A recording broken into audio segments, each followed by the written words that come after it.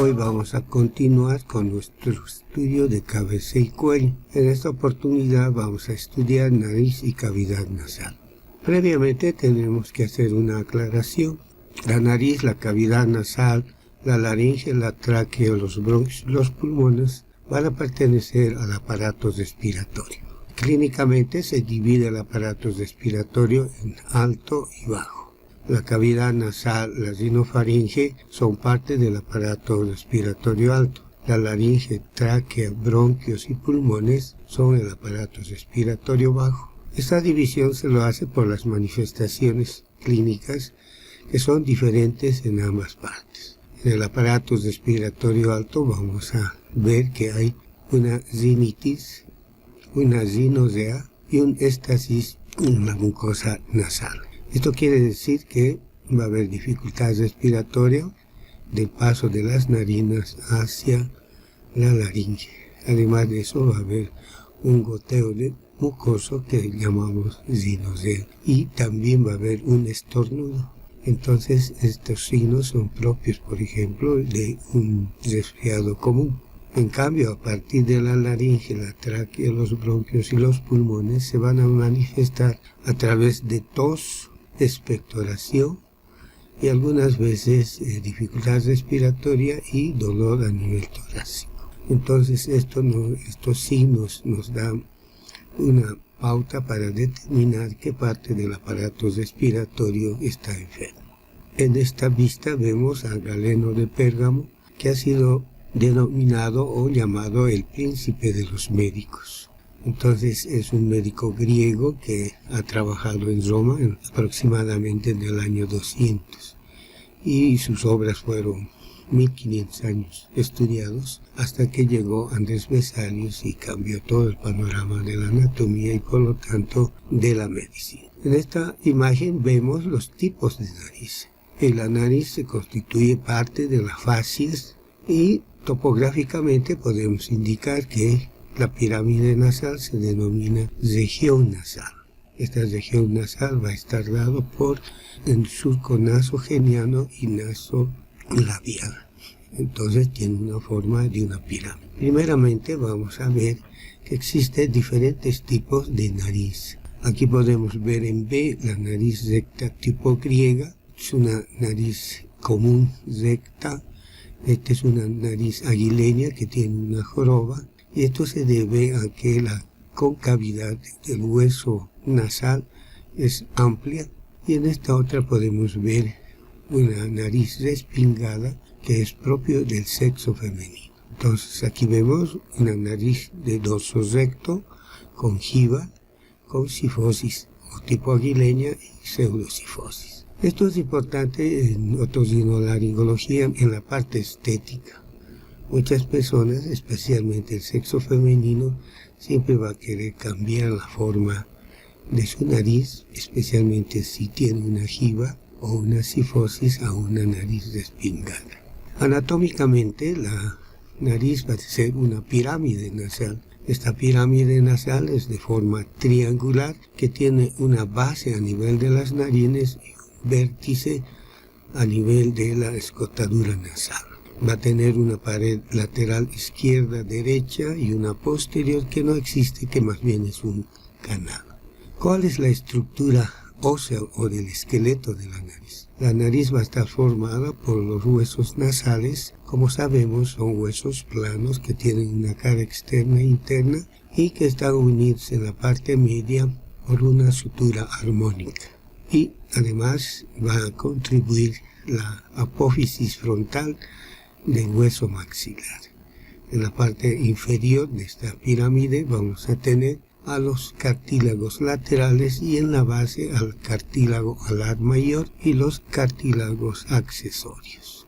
Estos van a estar rodeados de tejido adiposo. Entonces acá vemos un borde anterior, cara derecha, cara izquierda, la cara posterior que no existe. El hueso nasal, el cartílago lateral, el cartílago alar y tejido fibroso con los cartílagos accesorios.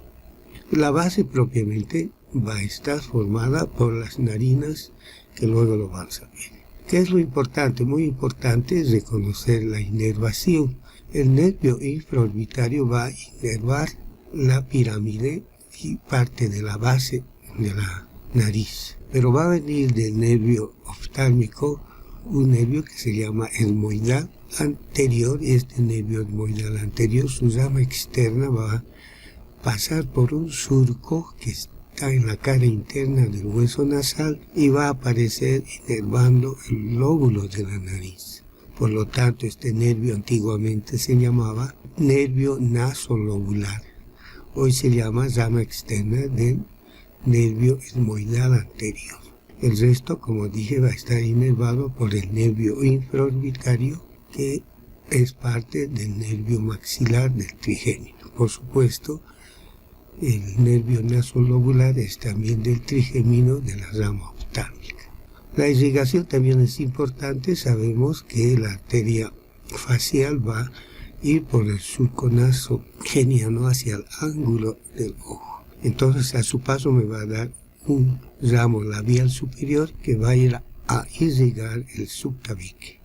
Además, en ese paso va a dar la arteria del ala de la nariz y por supuesto la arteria infraorbitaria. Entonces, eso es muy importante. Y el drenaje linfático va a ser hacia los nodos preauriculares o parotidios y parte a los submandibulares. La cavidad nasal, como ustedes pueden ver, esta cavidad nasal va a tener un techo, una pared derecha, una pared izquierda, una apertura anterior y una apertura posterior. Por lo tanto, esta cavidad va a tener una forma cuboidal que va a tener 6 caras.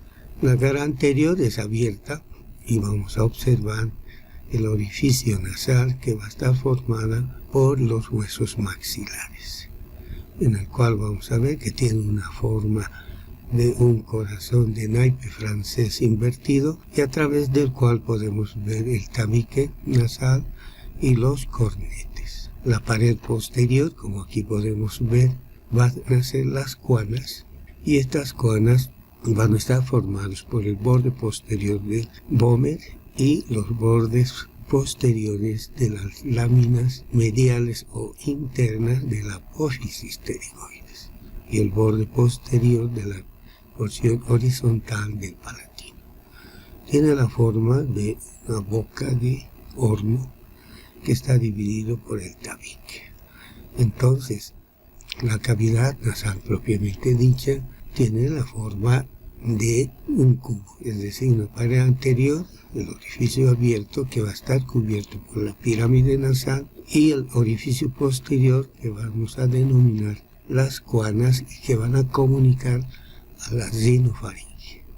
Y por ahí va a pasar el aire desde las narinas de la nariz, va a ir por la cavidad hacia las cuanas, hacia la rinofaringe.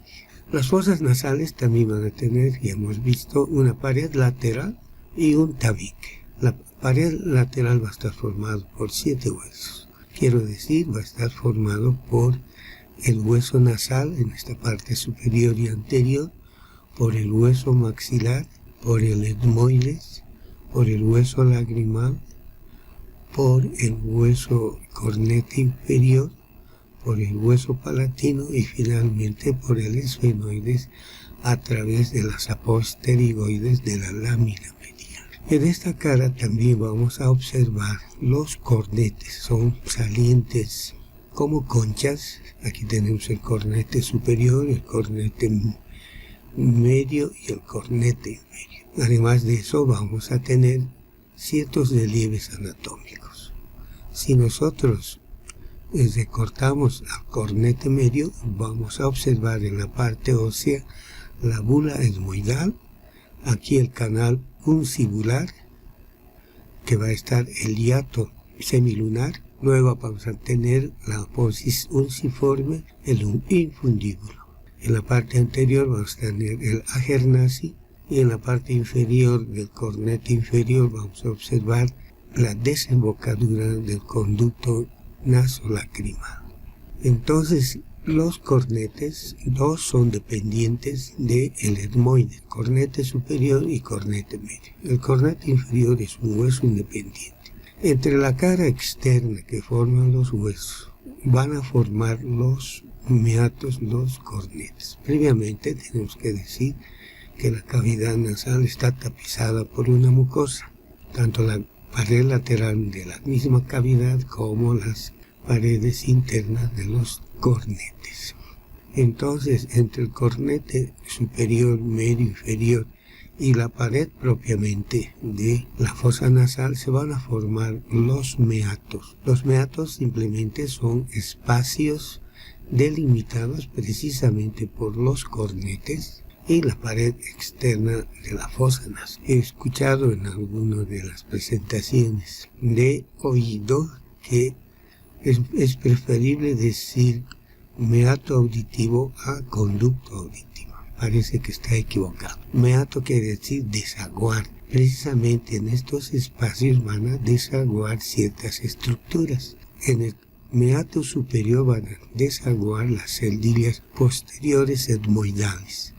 Y en la parte posterior, pero sin llegar al cornete, va a desaguar el seno esfenoidal.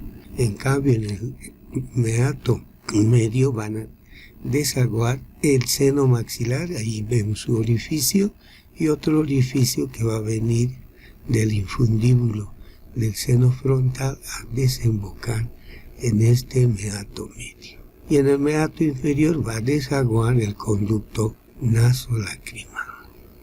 Entonces esta es la pared lateral, y la pared superior va a estar formado por parte de los huesos nasales, la espina nasal del frontal, la criba etmoidal, la cara anterior del cuerpo del esfenoides, la cara inferior. Entonces el techo está formado por esos huesos. Y el piso, como vemos acá, el piso va a estar formado por la apófisis palatina del maxilar o la porción horizontal del hueso palatino. Estas dos porciones, maxilar y palatina, se van a unir en la línea media formando la cresta nasal. En la parte anterior va a haber un saliente que se va a llamar espina nasal anterior, y en la parte posterior la espina nasal posterior. Esta cresta nasal va a recibir tanto al vómer como al cartílago del tabique, donde se va a articular. Acá podemos ver la cruz maxilopalatina o cruz articular. Una vez que hemos descrito las paredes, vamos a describir el tabique. El tabique va a dividir en dos fosas derechas e izquierdas. Este tabique va a estar formado por una porción ósea que va a estar dado por el etmoides y el vómer, y una porción cartilaginosa. Acá podemos ver la porción perpendicular del hueso etmoidal.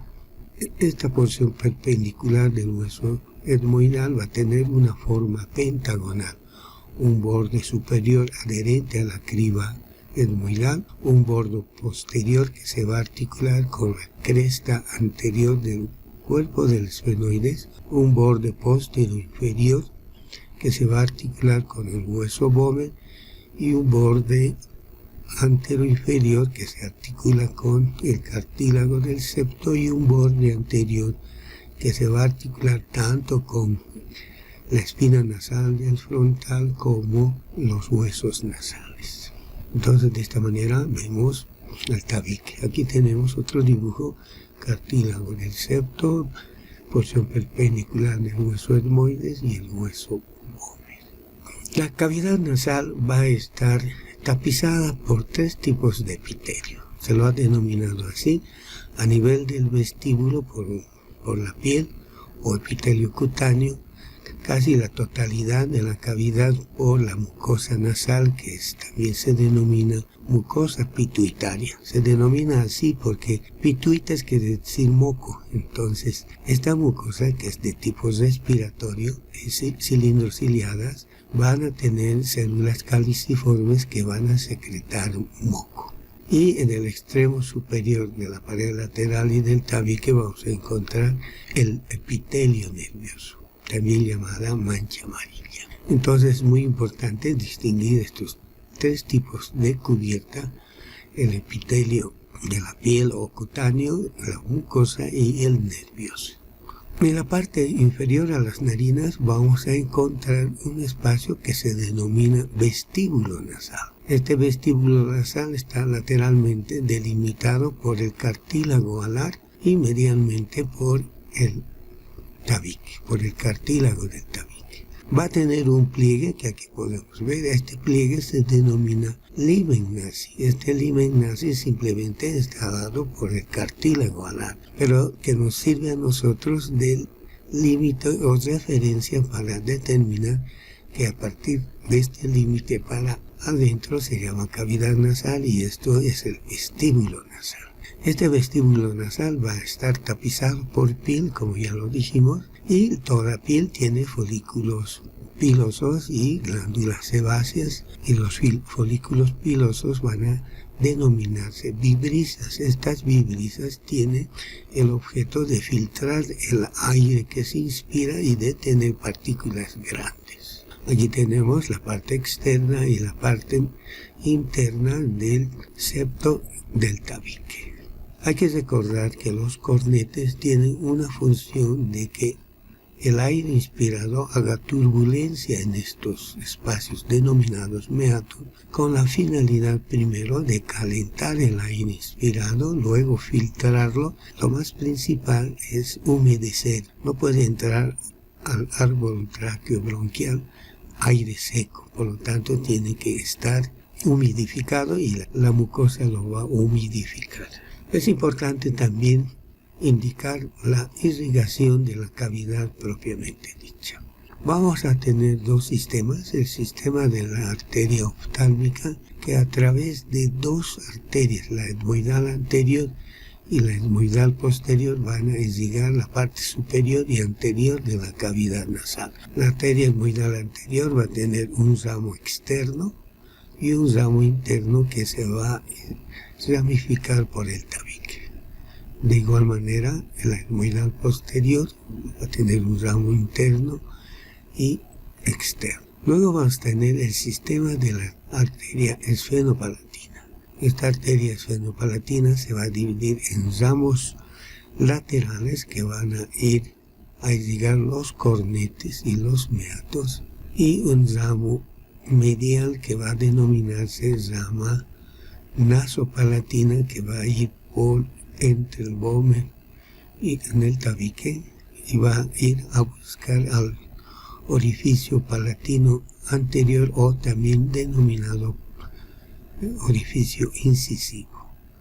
Entonces estos dos sistemas arteriales van a irrigar la arteria esfenopalatina, las arterias etmoidales, medialmente la nasopalatina, por lo tanto también las etmoidales. Cabe aquí hacer una aclaración. Vamos a tener dos tipos de manchas: una mancha amarilla, que va a ser el epitelio nervioso, y una mancha roja denominada mancha de Kieselbach. Esta mancha de Kieselbach simplemente es un plexo venoso que en algunas personas es muy redundante o abundante, y por lo tanto algún golpe o un leve golpe en la nariz va a provocar una epistaxis. Algunos autores indican que sería una válvula en aquellas personas que sufren de hipertensión, sube su presión arterial, estos vasos capilares se van a romper y va a producir un sangrado por la nariz que se llama epistaxis. Entonces sería una válvula para descompresionar la hipertensión. Y habíamos indicado que en la parte superior vamos a encontrar la mancha amarilla o epitelio nervioso. Y este epitelio nervioso es parte del nervio olfatorio. Entonces tenemos que estudiar al nervio olfatorio. El nervio olfatorio es un nervio simple sensorial que va a recoger la sensoriabilidad de la olfacción. Esta olfacción, cuando se anula, se llama anosmia. Entonces, ¿qué es lo que vamos a tener? Vamos a tener células bipolares, denominadas antiguamente células de Schultz. Estas células bipolares van a tener receptores químicos que a través del aire inspirado van a llegar a la cavidad nasal y vamos a poder distinguir los olores. Estas células bipolares van a llevar el impulso nervioso a través de la criba etmoidal al bulbo olfatorio. En el bulbo olfatorio vamos a tener 3 estratos nerviosos. Un estrato de las células mitrales, otro estrato de las células en penacho y el tercer estrato glomerular. Algunos autores hablan inclusive de un cuarto estrato, pero lo más importante y principal son los glomérulos que están en la base, las células en penacho y las células mitrales. Tanto las células en penacho como las células mitrales van a formar el tracto olfatorio o nervio olfatorio. Entonces el origen real del nervio olfatorio sería las células en penacho, porque van a formar el tracto. Pero los autores indican que la primera estación serían las células bipolares, luego estarían las células mitrales y en penacho. Una vez que se forme el tracto olfatorio, van a ir por las cintillas olfatorias mediales y laterales. Las cintillas olfatorias mediales van a intercomunicar con el bulbo olfatorio del lado contralateral. Pero lo más importante es la cintilla externa. Esta cintilla externa va a ir al área piriforme. Este es el área piriforme, este es el hipocampo, el gyrus hipocámpico, y por dentro está el complejo hipocampal. Y aquí va a estar la amígdala. Entonces el tracto olfatorio va a ir a la amígdala y al hipocampo. Por lo tanto, aquí vemos la cintilla interna, la cintilla externa. Este es el hipocampo, la amígdala. Por lo tanto, en el sistema de la olfacción, el hipocampo es el centro del recuerdo olfatorio como la amígdala. Entonces esa es la vía olfatoria que no debemos olvidarnos. En esta segunda parte tenemos que hablar del seno maxilar. ¿Qué es un seno? Un seno simplemente es un espacio delimitado por estructuras óseas y que van a contener aire. Estos senos, tanto a nivel maxilar, esfenoidal, frontal y etmoidal, se denominan senos mayores y que tienen la función de amplificar la voz. Las cuerdas vocales van a vibrar y el sonido se va a amplificar para que pueda ser más nítido la emisión de la voz. Entonces, como dije, vamos a tener senos mayores, frontal, maxilar, esfenoidal y etmoidal. Y van a ser los secundarios los que van a formar con el etmoides los huesos que rodean al etmoides. Acá en esta figura vamos a ver al seno maxilar. El seno maxilar va a tener una forma piramidal similar a la apófisis piramidal o cigomática del hueso maxilar. Por lo tanto, va a tener una pared superior, una pared anterior, una pared posterior, una base que vemos acá y un vértice que va a ser el extremo lateral de la apófisis piramidal. ¿Qué es lo que vamos a observar en la base? En la base vamos a observar parte de la porción ósea de la carilla nasal del maxilar. Y este orificio sería el orificio sinusal que va a estar cubierto por detrás, como vemos aquí, por el palatino, por la apófisis maxilar de la concha inferior y parte del hueso lagrimal y de la apófisis muciforme. Y va a haber 2 orificios de salida de este seno. La pared anterior va a estar en relación con la porción geniana, la porción posterior con la tuberosidad maxilar y la pared superior, como ya dijimos, va a estar con la cavidad orbitaria y se va a ver el anverso del surco suborbitario. Entonces este seno, como ya dijimos, va a drenar en el meato medio. Luego tenemos acá el seno frontal. Este seno frontal va a estar dividido por un tabique en 2 derechos e izquierdos. La forma es irregular y propia de cada persona. No hay dos senos frontales iguales, pueden servir para identificar a las personas. Pero lo único que podemos decir es que tiene una pared anterior, una pared posterior, una pared medial y un infundíbulo que va a llegar hasta el meato medio. Aquí vemos al seno frontal dividido por el tabique, la pared anterior, la pared posterior, el sistema de drenaje, el infundíbulo del seno frontal que va a llegar al meato medio. Aquí en esta radiografía sí podemos ver la forma del seno, que no es simétrica, la división por un tabique que va a dividir a los dos senos. El seno esfenoidal tiene forma cuboidal, va a tener un techo superior, una pared posterior, una pared anterior, inferior y dos laterales. El orificio de drenaje va a estar en la parte posterior al meato superior. Y hemos indicado que el meato superior van a drenar las celdillas etmoidales posteriores. No así el esfenoidal, pero va a estar a nivel o en la parte posterior del meato superior. En nuestros dibujos tenemos el frontal, los maxilares, los etmoidales y en azul el seno esfenoidal.